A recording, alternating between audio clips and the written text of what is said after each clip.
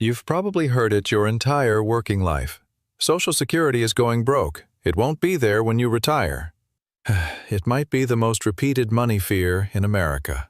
So today, I'm going to give you the honest answer. Not the political spin, not the scare headlines, just the numbers. Because the truth is more reassuring than you've been told, and also more important to your wallet than you think. I'm not here to frighten you, and I'm not selling anything. By the end of this, you'll know exactly what's happening to Social Security, what the real risk is, and what it means for your check. Quick note, this is general education, not personal financial advice. So let's just deal in facts. First, how Social Security actually works, because the myth lives in the misunderstanding. Every paycheck, workers pay in, about 6.2% from you and 6.2% from your employer. But that money doesn't go into an account with your name on it. It pays today's retirees. When you retire, the workers of that day will pay for you. For decades, more money came in than went out, and the surplus piled up in what's called the trust fund.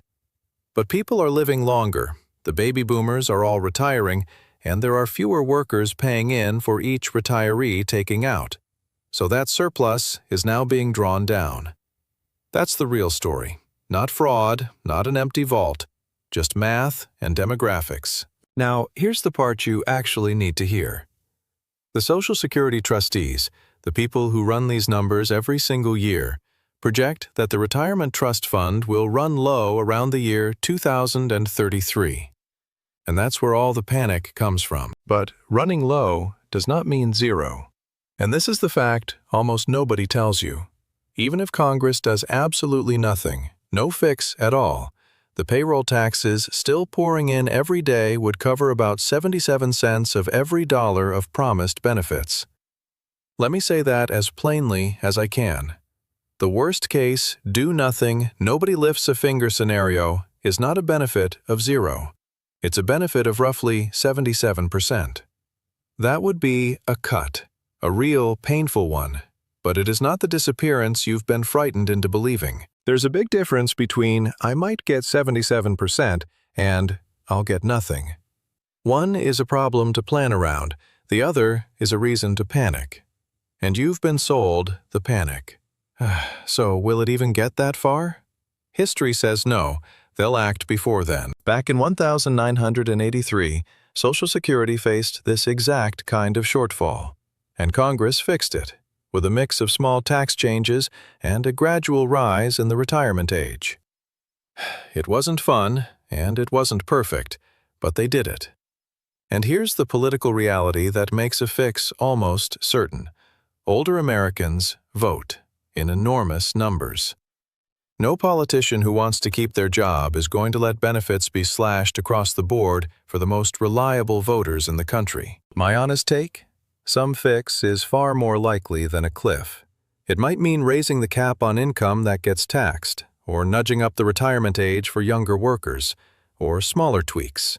But a total collapse, a zero, is the least likely outcome of all.